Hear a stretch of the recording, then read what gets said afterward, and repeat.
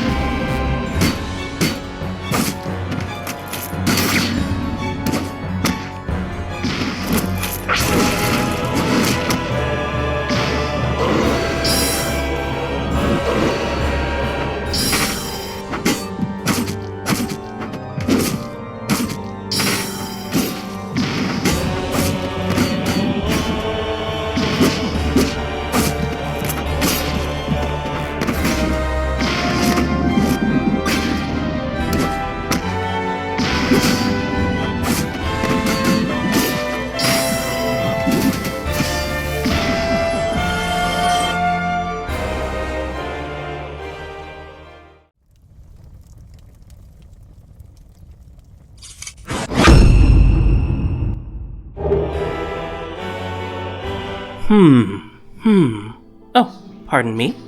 I was absorbed in thought. So, yes, our latest character is the Chosen Undead. For those unfamiliar with the name, this is the player character from the original Dark Souls, who's finally joining a platform fighter.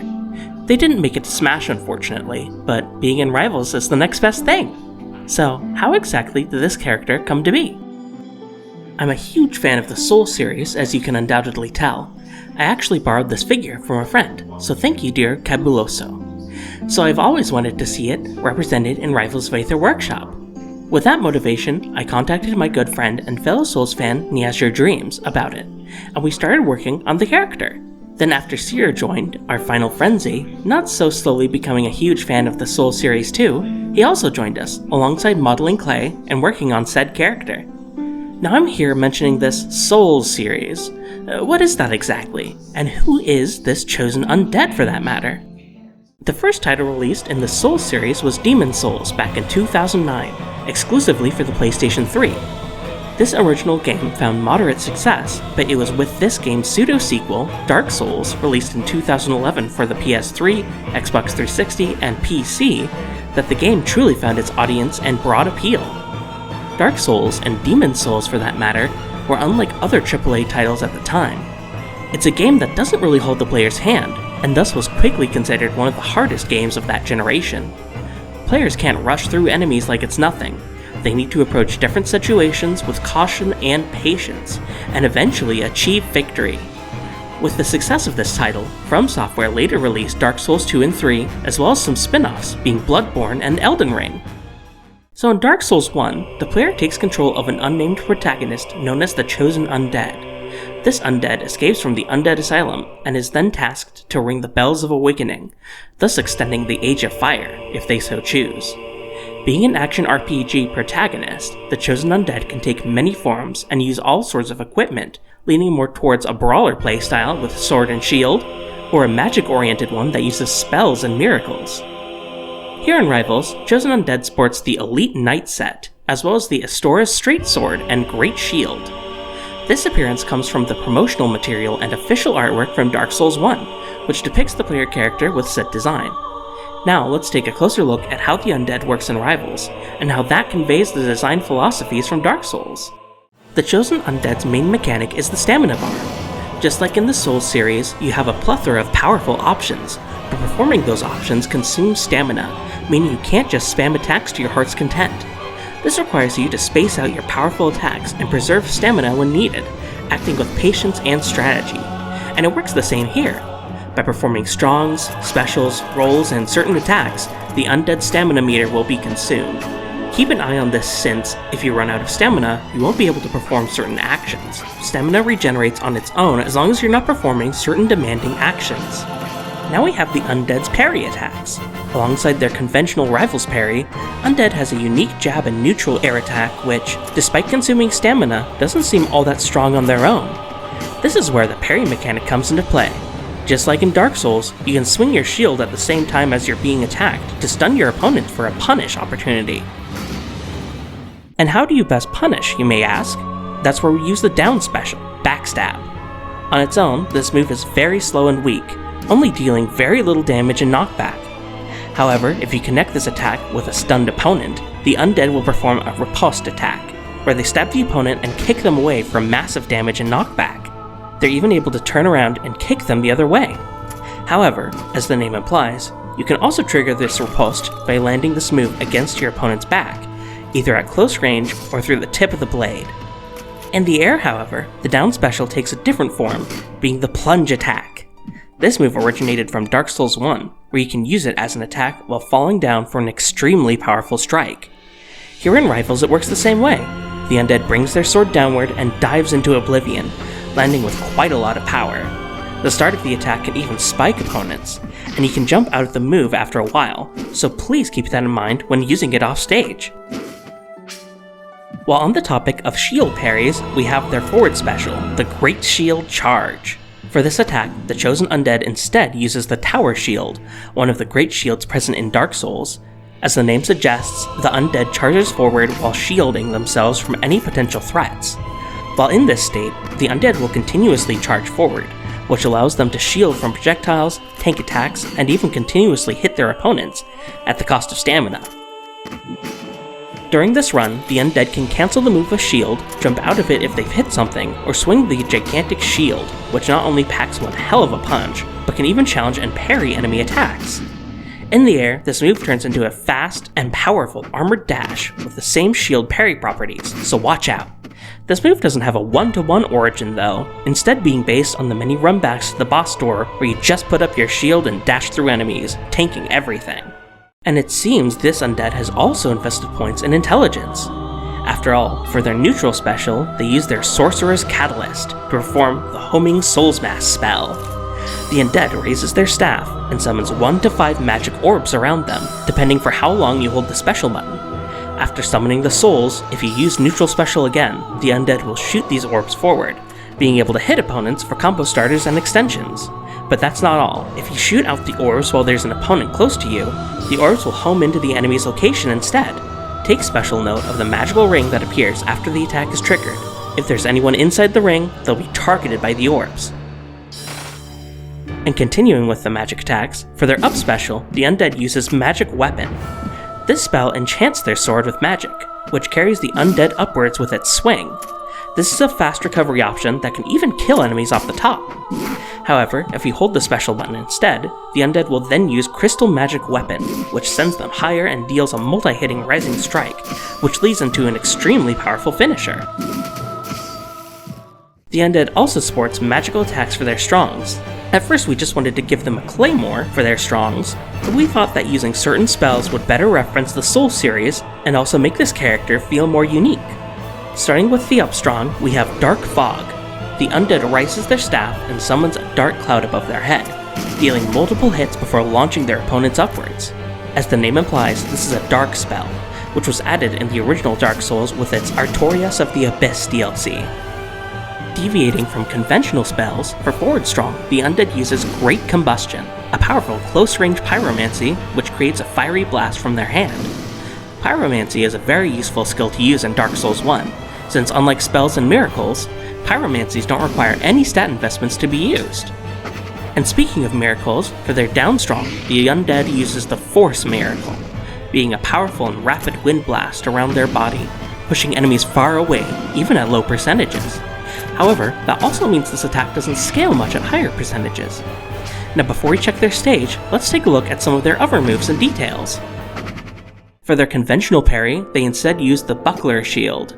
In Dark Souls, small shields don't have amazing defense capabilities, but they're much better performing parries and riposte opportunities, so we wanted to reference that here. On the topic of shields, all of Undead's shield attacks, including their down tilt, also utilize a bit of soft armor, not only to protect them when performing parries, but also to reference the poise mechanic from the Soul series. Heavy equipment in these games grants the user higher poise, which allows them to tank weaker attacks more easily. Another important part of the Soul series is rolling. You're constantly rolling in these games to avoid enemy attacks, and it's no different here. The Undead's rolls go super far and can really help you land that backstab. However, keep in mind that when you're out of stamina, their rolls will be a lot worse, again referencing how heavier armor would give the user a worse roll, known as a fat roll. You may also notice that performing rolls is surprisingly noisy, which makes sense when you're rolling around in such heavy looking armor. To complement that further, when walking or dashing, your armor will also make a lot of noise. I remember the amount of armor clattering really surprised me the first time I played Dark Souls 1. Another mechanic present in the Souls series is two-handing any weapon, where doing so increases the damage of your weapon as well as makes it less strict on stat requirements. To reference that here, many of the Undead's most powerful sword attacks have them holding the sword with both hands, as you can see in up air, down special in the air, and the up special charge. Aside from sword attacks and spells, the undead is also surprisingly athletic. In Dark Souls, you can kick enemies to break their guard, as well as kick down enemies when climbing down ladders. That's mainly where we got the idea for the down air, a fast kick downwards that bounces you up on hit, great for combo extensions. In the Souls series, you couldn't exactly jump and perform attacks, with the action only being introduced years later in Elden Ring. Because of that, we've referenced the jump attacks from that game for the Undead's forward and back aerials. Their neutral special animations were also taken from Elden Ring. Of course, many of the Undead's animations were still referenced from the original Dark Souls, like the forward tilt and up tilt. When the Undead inevitably dies due to the Hollowing Curse, they'll once again come back, right next to their bonfire. That's where we got the revival platform. They'll come back sitting down next to their cozy bonfire, before needing to step out once again to keep fighting. And finally, for their taunt, it's none other than the iconic Praise the Sun gesture. The player can acquire a variety of different gestures in Dark Souls. This one in particular is heavily associated with the Knight Solaire of Astora, one of the few helpful NPCs in the game, and one of the most beloved ones. You can even hold down the button to keep praising the sun. Now before we move on to their stage, I want to talk about their trailer intro. If you're a Smash fan, you undoubtedly recognize that their trailer is almost a one-to-one recreation of Sora's trailer from Smash Ultimate, but instead of being the Smash logo and characters, it's my very own logo and characters. Of course, when Sora finally shows up, the undead invades his world and backstabs him, taking the playable spot. I don't have any animosity towards Kingdom Hearts or Sora's the final DLC, but when I saw the ominous scene of Mario approaching a bonfire, I could have sworn we were getting a Dark Souls character. Either way, I'm happy we're now able to make that a reality. And finally, we have their unique artwork. Unlike previous characters, sadly Altali wasn't available to handle the artwork for the Chosen Undead, but thankfully, I had the opportunity to seek out and find great artists that could take on said job. This one is from the artist Grim Reaper. They truly brought that Dark Souls vibe to the artwork as faithfully as possible. The pose here is also the same one featured in promotional material for the original Demon's Souls. Thank you once again for your incredible work, and please be sure to check out more of Grim Reaper's work in the video description. The Chosen Undead's home stage is none other than the cozy Firelink Shrine. This stage was created by Gustavo with assistance from VVizard. Firelink Shrine serves as the main hub in Dark Souls 1, a mostly safe haven where different NPCs gather around and the player can venture off to different places of the world of Lord Dran. The stage's aesthetics were faithfully recreated to bring that Dark Souls feeling, with muted palettes as well as that ethereal bluish glow that soaks the entire stage. Many key points of the original stage are also present, like the bonfire in its center, the giant crow in the background, the ruined architecture, the vegetation, the empty well, the rigged trees, with these ones serving as platforms as well. But of course, Firelink Shrine wouldn't be the same without the people that call it home. So of course, the stage features many cameos, all drawn and animated by VVizard. These cameos will randomly appear for each different match, so let's take a quick look at all of them. The Crestfallen Warrior, aka the Depressed Knight, is a staple of the Souls series as well, being the first NPC players will encounter. Solaire of Astora, the Sunbro, doesn't venture to Firelink in the actual game, but we felt it would be a disservice to not have him present. Another bro is the Siegmeyer of Katarina. Our beloved Onion Knight just stands there, probably lost in thought. And finally we have the Firekeeper herself, Anastasia of Astora, locked beneath the shrine. She's the one that powers the bonfire, as well as upgrading the player's Estus flasks. Also, if the Chosen Undead isn't present in the fight, they'll instead be one of the possible cameos as well. They just sit there, next to the bonfire. Actually, there is one more character present. It's the Primordial Serpent, Kingseeker Frompt. He's totally harmless despite his looks. All he wants is to guide the player into linking the First Flame and extending the Age of Fire. Frompt appears in the Aether version of the stage, popping his head all throughout the stage, serving as an odd but very useful platforms for players to stand on. The stage features 4 tracks from the original Dark Souls, this of course being the theme of the Firelink Shrine, the Bell Gargoyles boss theme, the Ornstein and Smaug boss theme, and the classic Pling Pling Plong Gwyn's theme. So that's all for the stage. Again, I would like to thank Gustavo for his incredible work on the stage. You truly captured the wonder and mystique of the original Firelink Shrine beautifully in stage form. And also thanks to VVizard for bringing life to the stage's many cameos as well as coding their interactions and the Frompt mechanic. And that concludes this presentation. Just like our previous characters, this fighter has also been in development for quite some time. As we do with all our characters, we tried to represent Dark Souls as faithfully and lovingly as possible here in Rivals Workshop.